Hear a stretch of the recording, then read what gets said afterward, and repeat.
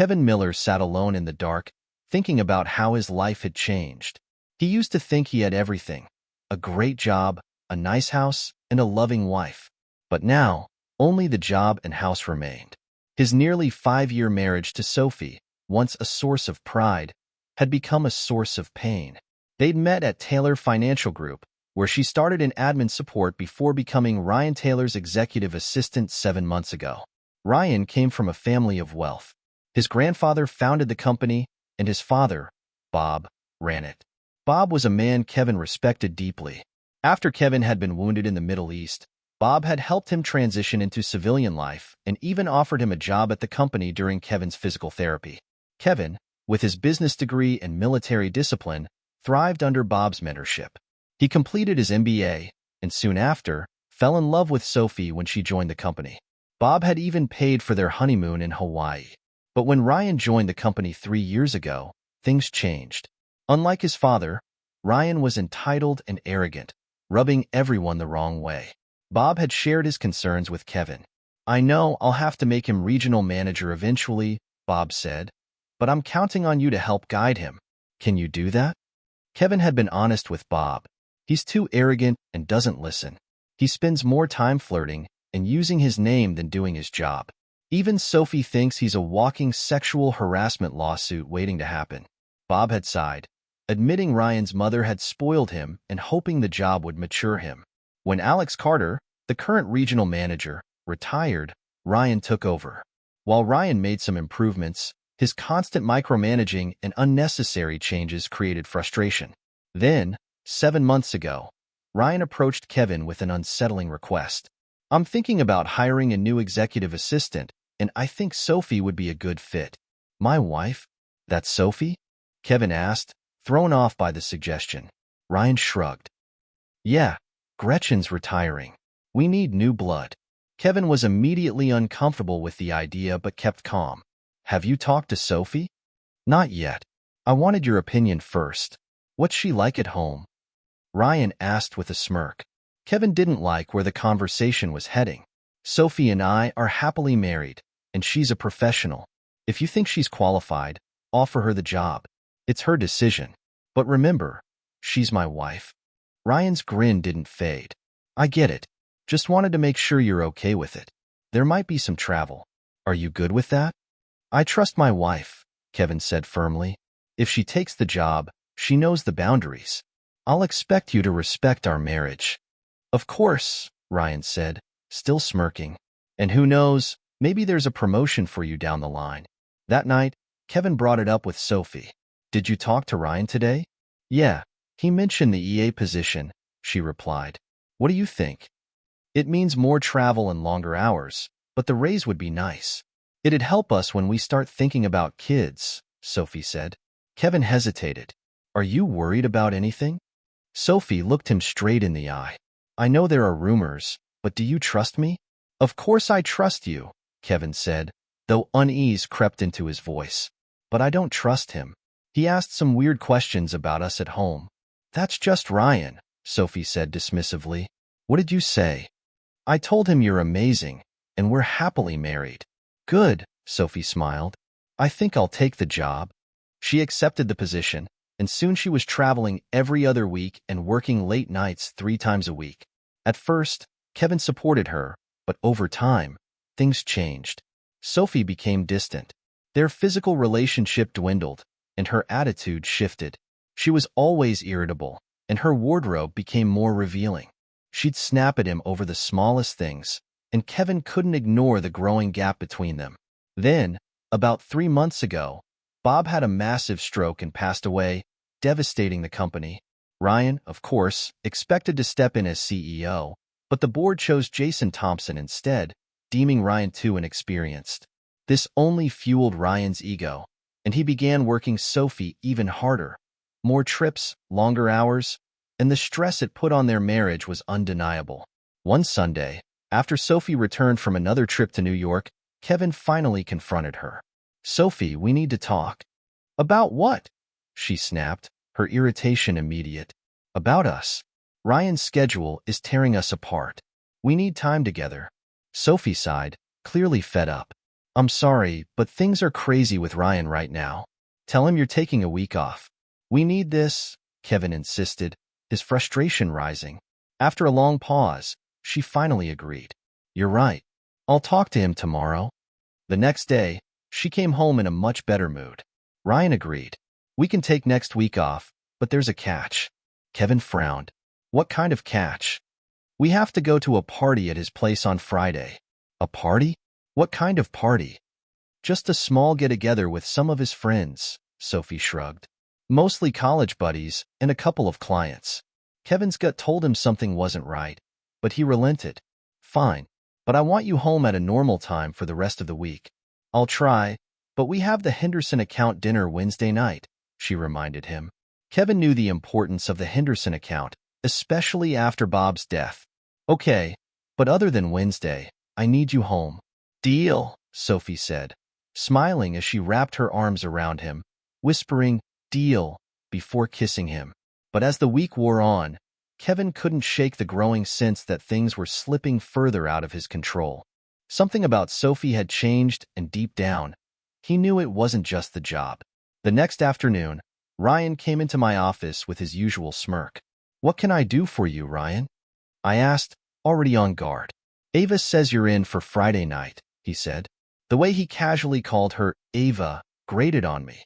Yeah, as long as she's home on time this week and we take next week off. What kind of party is this?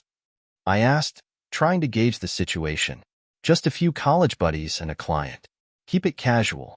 Just bring Ava, he said, grinning like this was some kind of inside joke. That Ava thing kept gnawing at me. Do you call her that to her face? I asked, trying to sound casual. Ryan raised an eyebrow. Yeah, why? Just curious, I muttered, though it bothered me more than I let on. That night, I brought it up with Sophie. Do you let Ryan call you Ava? You never let me call you that. She shrugged. He's my boss. He can call me whatever he wants. The way she dismissed it stung, but I dropped it. For the rest of the week, aside from the Wednesday night Henderson dinner, she was home on time, and our physical connection improved. Still, something felt off. Friday night, I watched Sophie get dressed. Her outfit was way more revealing than usual. A short dress with high slits, no bra, and a tiny strip of fabric underneath. I couldn't help but stare. Wow, you look amazing. Maybe we should stay home, I said, half joking. She smiled. Later, Ryan asked me to wear this tonight. Of course, Ryan. Just be careful. Someone might get the wrong idea, I said, uneasy. She chuckled. Everyone knows their boundaries. We arrived at Ryan's townhouse in the ritzy part of town. As soon as he opened the door, I caught a strong smell of marijuana. Ryan introduced me to his buddies, Brian, Chris, and Bob, but didn't bother introducing Sophie, which set me on edge. Ava, you look hot, Ryan said, not even trying to hide his admiration. Sophie smiled, doing a little spin as the guys all nodded in agreement. My discomfort deepened. Ryan handed us drinks. Sophie gulped hers down, but I just sipped mine. I quit heavy drinking years ago. I sat across from them, watching closely as Ryan settled next to Sophie on the love seat. After some small talk, the conversation turned to me. So, Marines, huh? Ryan said. Yeah, 5 years before a medical discharge, I answered. One of the guys asked, ever see combat? Take anyone out? I nodded. Yeah, both. Sophie looked surprised. You never told me that. It's not something I like to talk about, I replied, not wanting to go down that road. Then Chris pulled out a bag of weed and started rolling a joint. When it came around, I passed. No thanks. I like to keep a clear head. Ryan nudged me. Lighten up, Kevin. It's a party. You go ahead. I'm good. Your loss, Ryan said, turning to Sophie. Want a hit, Ava? To my shock, she grinned and nodded.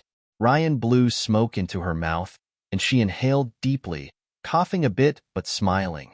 That's good stuff, she said, her eyes gleaming. I was floored. This wasn't the Sophie I knew. What was happening here? Ryan put his hand on her bare thigh, patting it. I think of her as my work wife, he said, almost joking.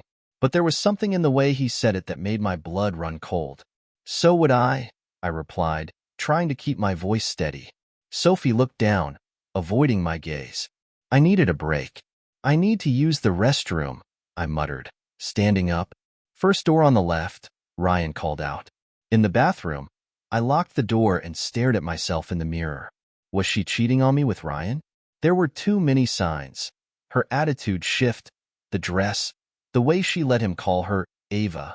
Bob's old advice about paying attention to details came rushing back. Every detail screamed betrayal. I needed proof. Discreetly, I started recording a video on my phone and returned to the living room. When I got back, I saw Sophie sitting up quickly, white powder on her nose. My stomach twisted. I glanced down at my drink and noticed undissolved powder at the bottom. What the hell had they put in there? You okay? Sophie asked, almost mockingly, as Ryan and the others stood over me. She clung to Ryan's arm like he was her lifeline. I tried to stand, but my legs felt like lead. Take a nap, Kevin, Ryan said as they helped lay me down on the couch. Sophie removed my shoes, and I noticed that tiny strip of fabric had come off, now lying on the love seat.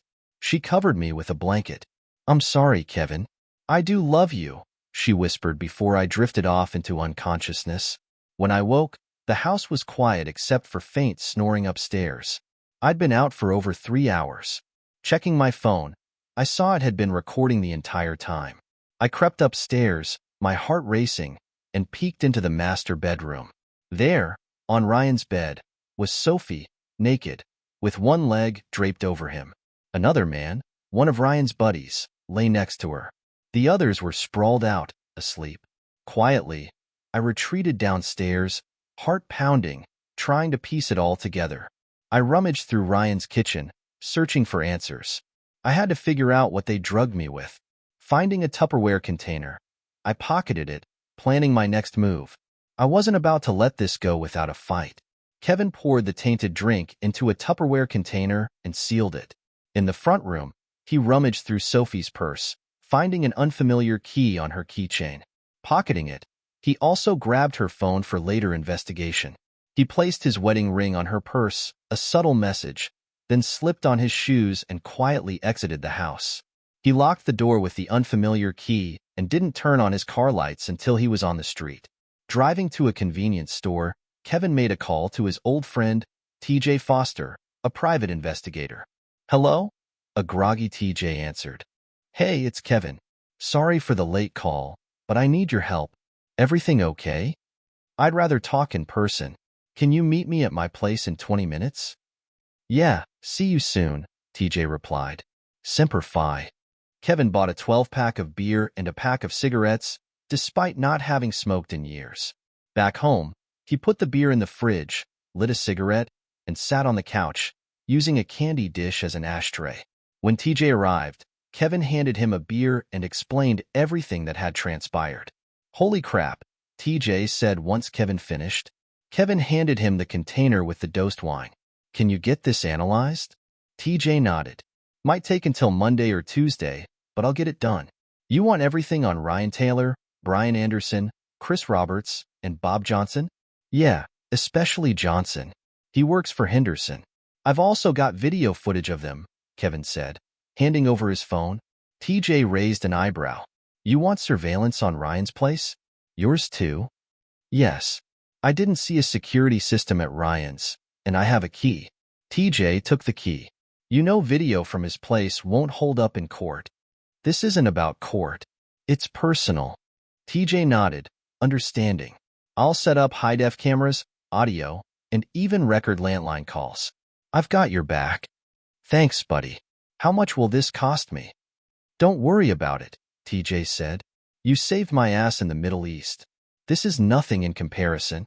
At that, Kevin relented, though he insisted on covering at least the equipment costs. They settled in to review the video footage.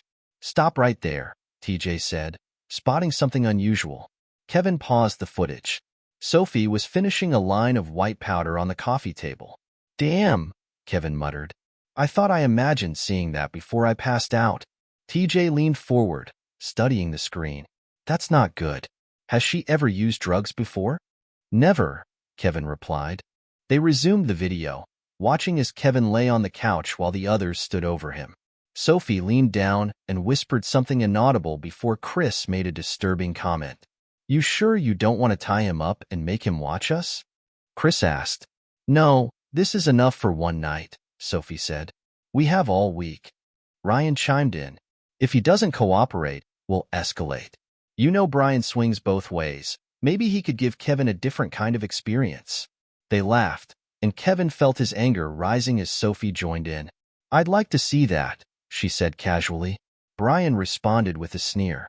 You'd let me screw your husband? Why not? Sophie replied. Maybe you can even get him to do more. The conversation devolved into a sick joke about Kevin's masculinity. When Sophie expressed concern about the dosage Ryan had given him, Ryan brushed it off. He'll be fine, Ryan said. Just out for 12 hours. Tomorrow, I'll introduce him to something stronger. By the end of next week, Kevin will be a powder user, just like the rest of us. Is that why you hate him? Sophie asked. Ryan's face twisted in resentment. All I ever heard from my dad was how great Kevin was, how he went to school while serving, how he worked so hard for the country. Sometimes I thought Dad would have preferred Kevin as a son instead of me. Well, guess what? I'm his boss now. I have his woman, and by next week, his golden boy will be an addict. The others cheered Ryan on, and when he asked if Sophie was still with him, she replied without hesitation, I'm with you. I've grown to love this too much to walk away. They assumed she meant Ryan's physical prowess, and the conversation ended with them heading upstairs for what they called the real party. Sophie's parting comment chilled Kevin to the core. This time, make me airtight. As the video captured sounds of them upstairs, Kevin stopped it. He put his head in his hands, overwhelmed. TJ placed a comforting hand on his shoulder. This is going to be tough, but we'll get through it. Kevin nodded. Thanks, TJ. I know what I need to do now. What are you thinking? TJ asked, cautiously. I'm divorcing her. No question. TJ nodded, understanding the gravity of the situation. You should get away for a few days. Let me handle the rest. What's your plan? Kevin asked. TJ leaned forward. I'll gather more evidence and keep an eye on things. Trust me, they won't see it coming. Kevin was still fuming as he sat on the porch with a beer, watching RK finish wiring the house for surveillance. RK had insisted on Kevin's safety, advising him to lay low. We just witnessed a criminal conspiracy. Someone's going to jail, but I need you safe, RK had said, shaking his head when Kevin offered to help. I can handle myself, Kevin argued, but RK wouldn't hear it. Remember Charlie Bryanson? He's in Vegas now and owes me. He can set you up with a place. It's best you go there for a few days. Don't worry about the rest. I'll handle it. Kevin reluctantly agreed, but before RK left, he wired the place for audio and video, storing the recordings on a cloud server, and handed Kevin the access details. Don't do anything stupid, RK warned.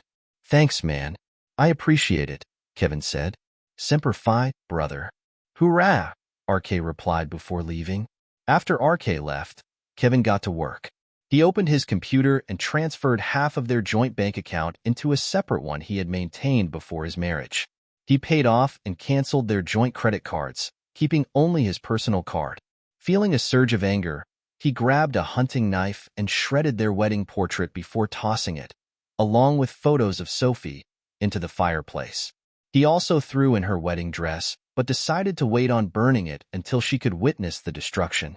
With a sense of cold satisfaction, Kevin turned back to his laptop, reviewing the incriminating video footage again and emailing it to himself.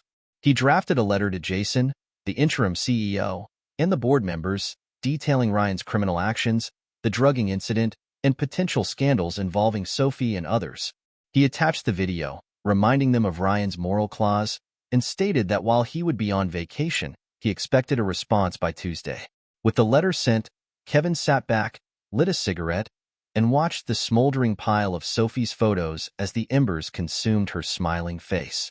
Still fuming, Kevin unlocked Sophie's phone using the code he had set up for her. As he sifted through her texts, his fury deepened. Sophie had been cheating on him with Ryan for at least 6 months. She'd become increasingly disrespectful in the last 3, flaunting her infidelity. He found explicit pictures and videos of her with Ryan and several others, including the 3 men from the party. His heart sank as he realized these were likely taken during her work trips. He copied everything and emailed it to himself from her phone. By the time he was done, he had downed 6 beers and used Sophie's photos as an ashtray. As the sun rose, Kevin knew Sophie would wake soon. He grabbed his rifle, locked the door, and laid on the couch, trying to catch some sleep. At 8:30, Sophie stirred awake. She checked the time on Ryan's nightstand and headed to the bathroom. By the time she was out, Ryan and the others were getting dressed. "Why don't you start breakfast?" Ryan suggested. "Kevin's probably waking up and will want coffee." "Sure," Sophie said, slipping into a robe and heading downstairs. When she reached the living room, she noticed the Afghan tossed aside, Kevin's shoes gone. Panic washed over her as she frantically searched the house. She peered outside to see that his car was missing and his wedding ring was left on her purse. "Oh crap," she gasped, running back upstairs. Ryan was lounging in the bedroom when she burst in. "He's gone," she cried. "What do you mean gone?" Ryan asked, sitting up. "He must have woken up and left. The car's gone. His ring's on my purse." "Call him and get him back here," Ryan ordered, following her downstairs. Sophie rushed for her phone but couldn't find it. "My phone is gone." "Then use the house phone." "You don't get it." Sophie panicked. "My phone has texts, pictures, videos, all of us. If he has it, he's seen them." Ryan's expression darkened, but he kept his composure. "Just call him. We'll handle the rest." Sophie dialed Kevin's number, her hands trembling. "Hello?" Kevin answered groggily. "Kevin, sweetie, it's me," Sophie said, trying to sound calm. Kevin's voice was cold. "What the hell do you want?" The sharp tones startled her. He had never spoken to her like that before. "Kevin, honey, you weren't here when I woke up and I got worried. Are you okay?" Kevin scoffed. "What do you care, witch?" "Kevin, please, just come pick me up at Ryan's house so we can talk. I'm worried about you." Kevin's laughter was bitter. "Screw you. I may have been clueless yesterday, but not anymore. You don't get to call me sweetheart or honey ever again." "Kevin, please don't be angry," Sophie begged. "I do love you.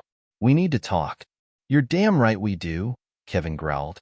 "But I'm not coming over there. If you want to talk, walk or call an Uber.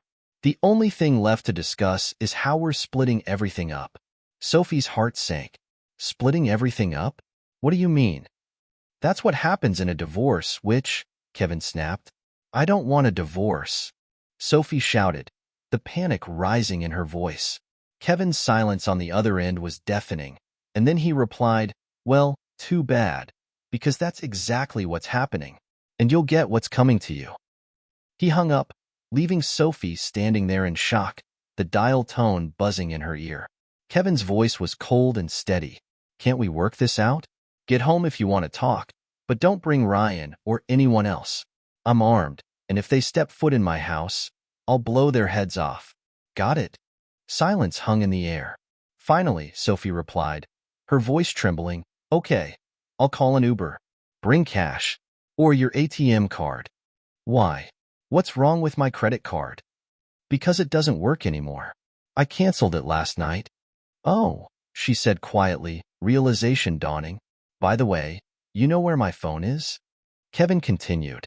"It's on the coffee table. You left behind an interesting collection of pictures and videos. I know exactly what you've been doing these past 3 months. They'll be great for my divorce case." "Oh my God, Kevin, I'm really sorry. I never wanted to hurt you." "Shut up, witch," he interrupted. "Save your excuses for someone who cares. If you want to talk, do it now, and come alone." "I'll be there," she replied. He hung up, feeling the anger boil inside him. Sophie turned to Ryan, who had been waiting. "He's not coming. I have to go talk to him." "All right, we'll take you," Ryan said, getting up. "No," she insisted. "He's armed. He said if any of you show up, he'd eliminate you." I've never heard him so angry. Ryan frowned and left the room, returning with a syringe. "Here's the plan. Put this in your purse, call an Uber, and we'll follow you. When you get a chance, inject him and call me. We'll pick him up." "What is it?" she asked, eyeing the syringe. "A mix of sedatives." It'll knock him out fast. Just stick him with it and call me when he's out. She hesitated. Promise you won't hurt him. Ryan smirked. We'll do our best. Right, boys? His friends laughed. Sophie called for an Uber, which would arrive in 30 minutes. As she got ready, her heart raced with fear and guilt. When the driver arrived, she stepped outside, clutching her purse tightly. Ryan and his friends parked a block away, unaware of a white van parked across the street. Kevin's phone buzzed. It was RK. What's up? Kevin answered. Just a heads up, RK said. My boys picked up a conversation between your wife and her crew. They're planning to drug you and kidnap you. It's in her purse. Damn, Kevin muttered, feeling the weight of the situation. Be careful. I'll text you when they leave. Turn on your surveillance gear when she gets there. Thanks, RK.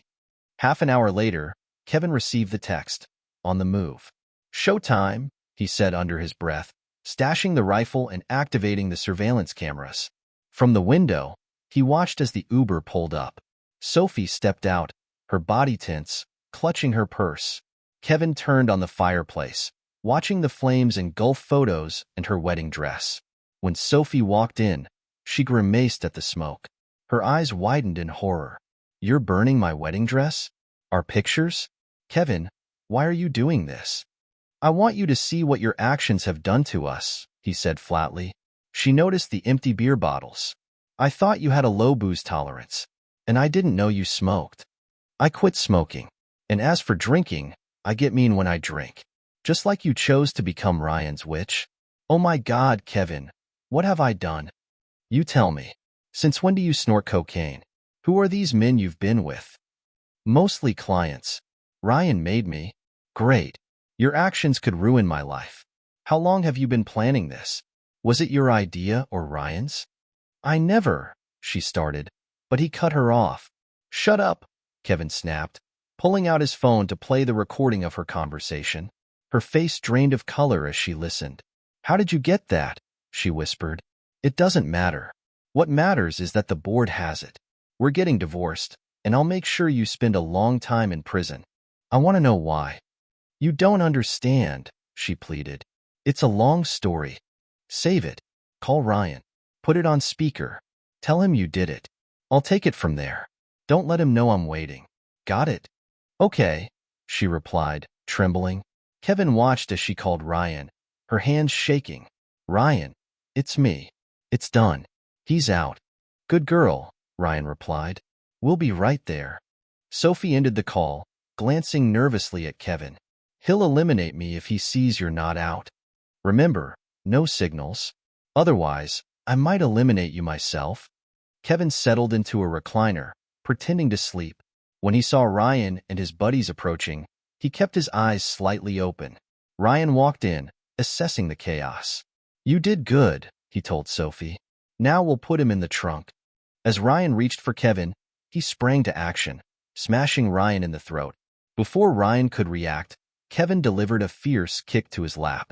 The other men rushed in, but RK's team detained them. Ryan collapsed, moaning. Kevin slipped behind Ryan, brandishing a hunting knife. Make your peace with God. I'm gonna cut your head off. Ryan's fear was palpable, and Sophie recoiled in horror. As Kevin pressed the knife against Ryan's throat, RK shouted, Sergeant, don't do it. The police are on their way. He deserves to die, Kevin growled. RK knelt in front of Ryan. Yes, but not by your hand. You'll end up in prison. Let the authorities handle it. Kevin hesitated, watching Ryan tremble. Finally, he lowered the knife. RK secured Ryan's hands and ordered Sophie to lie face down. Hot tears streamed down her face as she watched their wedding photo burn in the fireplace. As police sirens grew louder, Kevin sat on the couch. RK asked for Kevin's phone to speak with the police. Kevin handed it over. When the officers arrived, they read Ryan and Sophie their Miranda rights. One officer picked up the syringe from the table. Is this what they plan to use on you? Yes, Kevin confirmed. After taking his statement, the officer nodded. You were lucky. No, my fellow Marine had my back, Kevin replied. Semper Fi, the officer said, shaking his hand. Once the police left, RK joined Kevin on the couch. Got another one of those? He asked, pointing at the beer bottles. Yeah, I think I have one or two left. Kinda early for this, don't you think? Not after this, RK replied, taking a cold bottle. How are you holding up? Okay. Feels like a rock. I need to decompress. RK handed him a card. Talk to Charlie. He'll take care of everything if you want to hang out in Vegas for a few days. Here's his number. I might do that. I have some things to handle first. RK then gave Kevin another card, this one for a divorce lawyer, Zoe Parker. She hates cheaters. You're expected at 8 a.m. Monday. Thanks for everything, Kevin said. Semper Fi, bro. After finishing their beers, RK stood. You have some cleaning to do. I'll be back later for the surveillance gear. Kevin began tidying up. Later, Jason Thompson called. Kevin, this is Jason Thompson. I got your email and saw the video. The board agrees with your letter. We're terminating Sophie and Ryan's employment immediately. Thank you, Jason. We think you should take a few days to unwind. Do you have a place to go? A friend in Vegas offered to look after me. I have a divorce lawyer appointment Monday. Sounds perfect. Enjoy your trip. We'll see you a week from Monday. Thanks, Jason. One more thing. We've decided you'd be the best person to take Ryan's job. Me? Kevin was surprised. Yes. You handled this well, and the board values your work. You'll oversee an external audit of everything Ryan managed. Good idea. I've heard he had Sophie engaging with some clients. Good luck with that. Have a great trip. See you next week. After the call, Kevin finished cleaning and mowed the yard. He called Charlie Bryantson to catch up. Want to come out for a few days and have some fun? Charlie asked. Yeah, sure. All right, I'll set you up with a nice room and show you the ropes. But remember, this is Las Vegas, not Bangkok, Charlie joked, a teasing glint in his eye. They both laughed, the tension from recent events momentarily lifting. See you Monday evening, Kevin replied, feeling a mix of anticipation and anxiety. RK stopped by to collect his surveillance equipment. Quick update. The cops searched Ryan's place and found a ton of pills, lovemaking toys, DVDs, and more. Ryan was a real creep. My friend on the force mentioned there's likely more illegal stuff they haven't discovered yet. Damn, Kevin said, shaking his head. The weight of everything that had happened still pressed on him.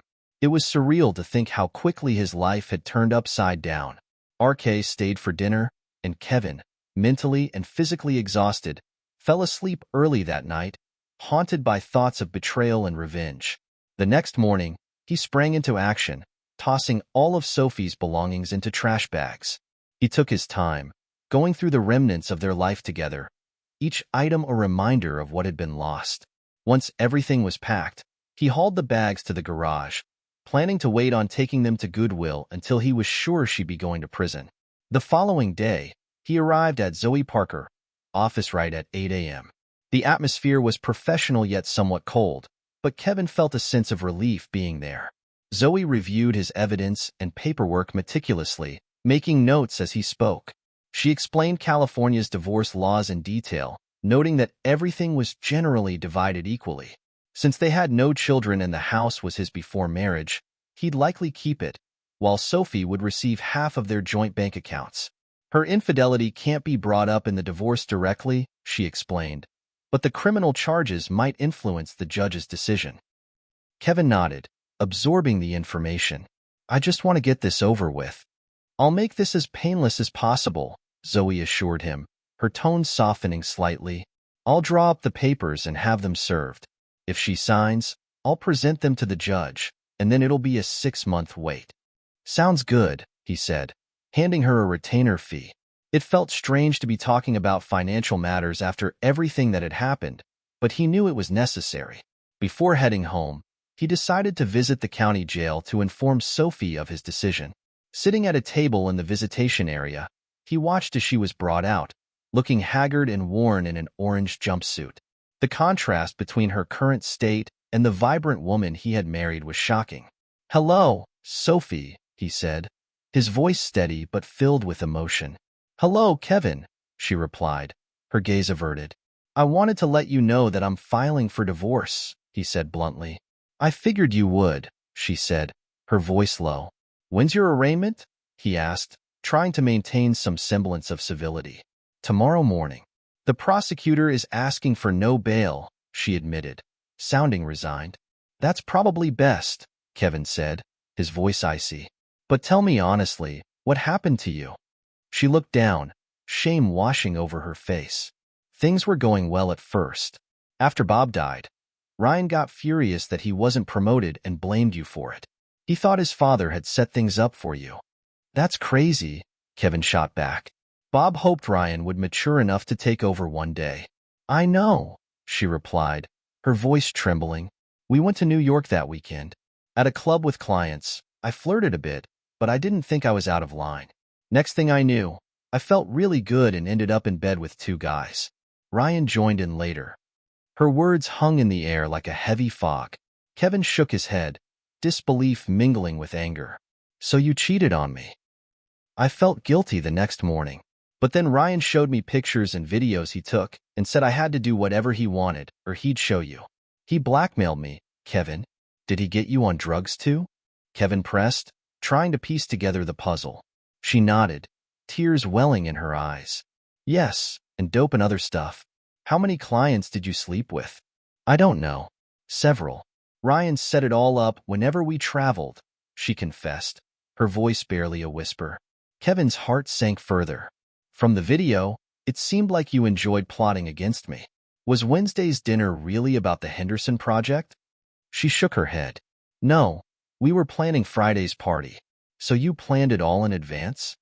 Yes, she admitted, her voice cracking. I'm sorry, Kevin. That's the first thing you've said that I actually believe, he replied, bitterness creeping into his tone. Can you forgive me? He let out a sharp laugh, shaking his head. Not just no, but hell no. You cheated on me with that idiot, and who knows how many others. You plotted to pill and assault me. You're out of your mind. And don't even ask if we can be friends. I understand, she whispered, tears streaming down her cheeks. I hope it was worth it, he said coldly. He hung up, feeling a sense of finality wash over him as he left the jail. Back home, he packed his things, determined to escape for a while. He headed for Las Vegas, a destination that promised excitement and distraction. When he arrived, he met up with Charlie Bryant's son. They shared stories over dinner, reminiscing about old times and trying to make light of the situation. Charlie showed him around, sharing tips on where to eat and how to gamble. Just remember, this is Vegas, not Bangkok, he joked again, making Kevin chuckle despite himself. When they reached Kevin's hotel room, Charlie introduced him to Liza, a lovely young brunette sitting on the bed. She stood up as they entered, her smile warm and inviting. Kevin, this is Liza, Charlie said. She'll be your tour guide while you're here. Charlie, this isn't necessary, Kevin protested, though he felt a spark of interest. Nonsense, son. This is exactly what you need after what your wife put you through. Relax, have a good time, and remember, what happens here stays here, usually. They laughed, and Charlie left, giving Kevin a moment to breathe. Turning to Liza, he asked, Are you an escort? Not anymore, she replied, her tone earnest. Thanks to Charlie, I'm out of a bad situation. I'm clean, going to school, and working a real job. He told me about you and asked if I'd spend time with you. That's all. Kevin appreciated her honesty. If you want, I'll leave and never bother you again. No, he said quickly. He's right. I could use some companionship right now, and you're a very lovely woman. Would you like to go out for a drink? That sounds nice, she said, smiling brightly.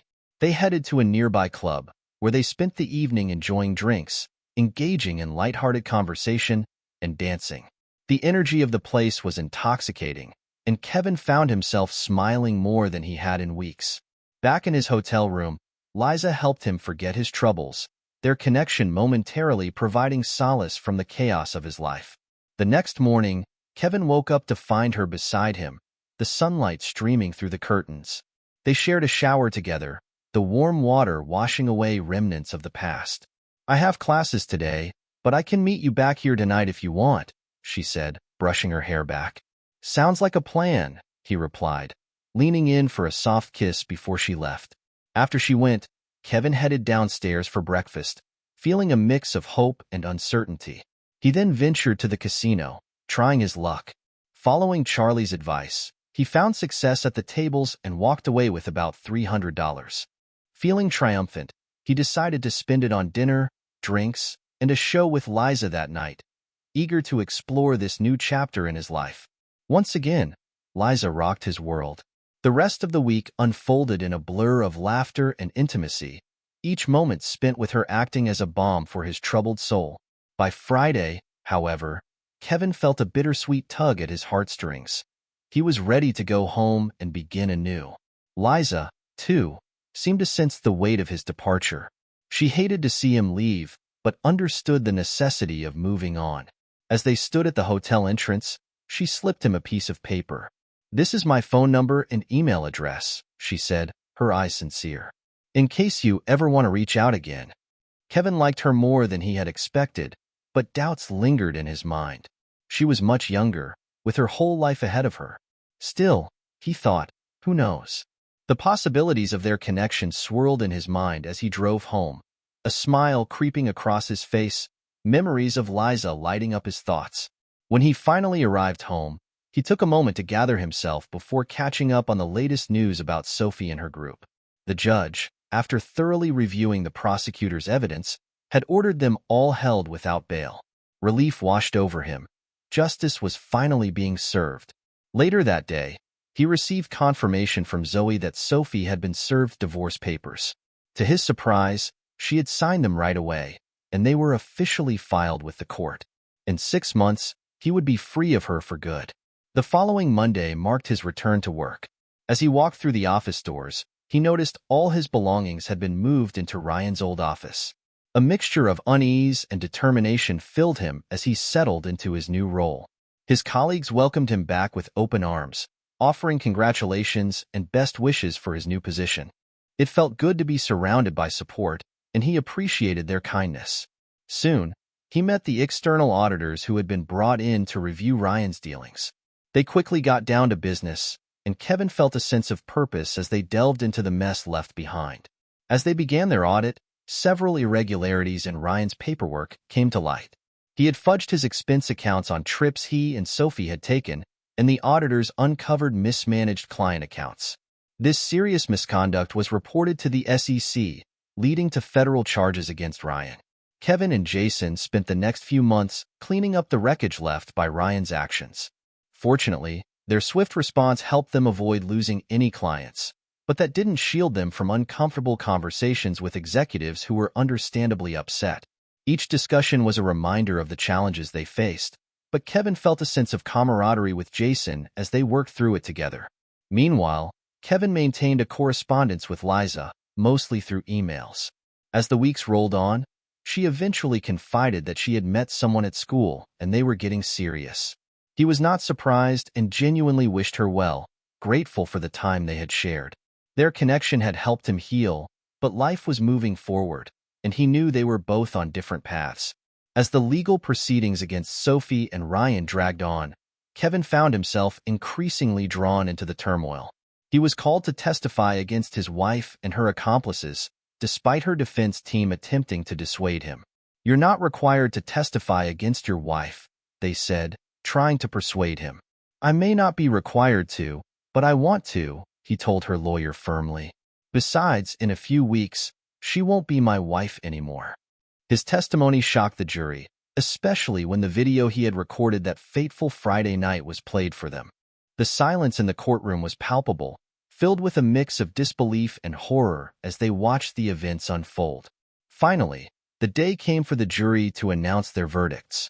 Kevin and Jason sat in the courtroom, their hearts pounding as they watched Sophie, Ryan, and the other 3 men being led in. None of them could meet Kevin's gaze, their heads hung low in shame. The trial had become a media spectacle, with reporters clamoring outside the courtroom, eager to capture every moment.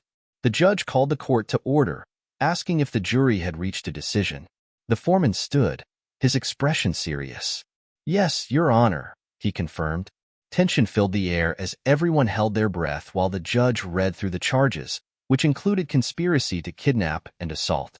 Ryan faced additional charges related to the pills found in his townhouse and the lewd photos and videos he had taken with other women.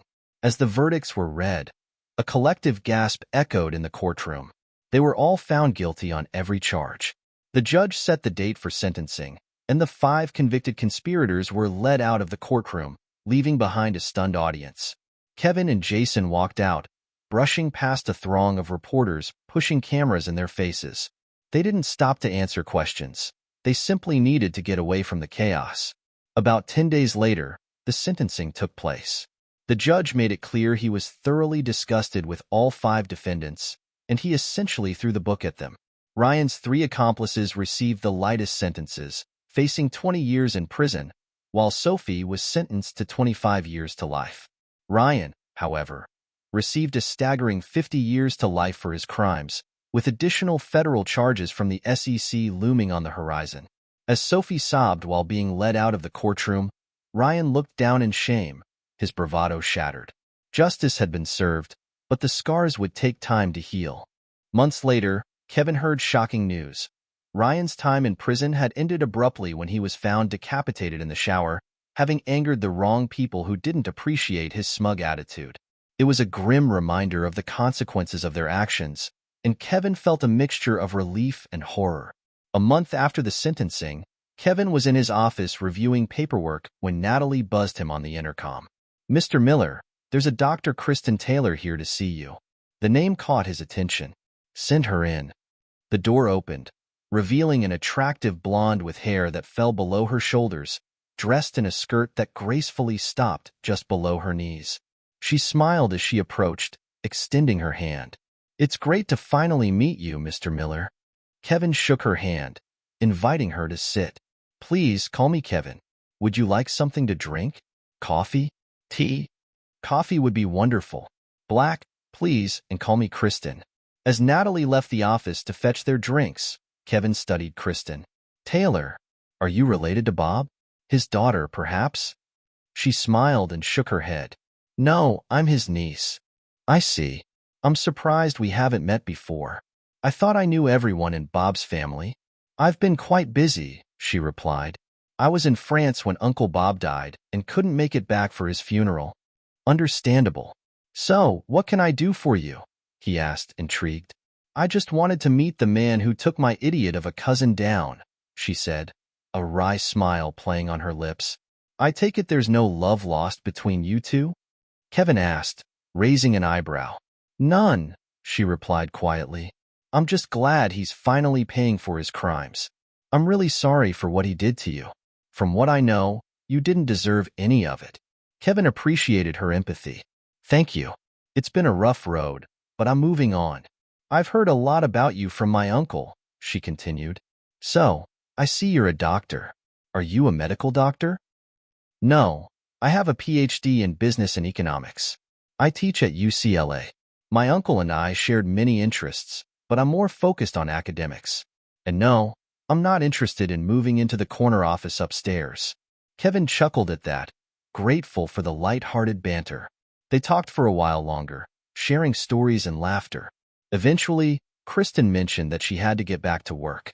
Kevin didn't want the conversation to end. There was something refreshing about her presence. "Listen, Kristen, I'd love to continue this discussion over dinner, if you don't mind being seen in public with a lowly MBA," he said, his heart racing a bit. She smiled, her eyes sparkling with mischief. "There's nothing lowly about being an MBA, and I'd love to be seen with you in public. Dinner sounds great. How about Red Lobster tonight at 7 o'clock? She handed him a card with her number and address, and he felt a rush of excitement.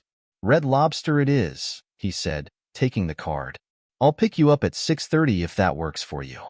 "I'll see you then," she replied, her smile lingering in his mind long after she left. That evening, over a steaming plate of seafood, Kevin learned about Kristen's past. She revealed that Ryan had tried to assault her when she had just turned 18. Ashamed and afraid of being blamed, she had never said anything but had avoided Bob and his family as much as possible since. It pained Kevin to hear this, realizing the ripple effects of Ryan's actions. "I'm so sorry," he said, his heart aching for her. "You deserve much better." Kristen nodded, her expression sincere. "It's a long road, but I'm healing. You deserve much better, too. They connected on a level neither had expected, sharing their experiences, fears, and dreams. As the evening wore on, Kevin felt an undeniable chemistry between them. After their meal, they decided to take a walk, enjoying the cool night air and the gentle glow of the streetlights. Months passed, and their relationship blossomed. They fell in love, their bond deepening with each shared moment. One evening, under a starlit sky, Kevin asked her to marry him. He could hardly believe the joy radiating from her as she nearly tackled him to the floor, smothering him with kisses. "I take it that's a yes," he managed to ask when she finally let him breathe. "No, that's a hell yes," she exclaimed, her eyes shining. "Now carry me to bed and ravish me properly." "Yes, ma'am," he said with a grin, scooping her up in his arms as he carried her upstairs. As he held her close, he couldn't help but think how drastically life had changed. The past was finally behind him, and the future seemed bright. Yes, things were looking good.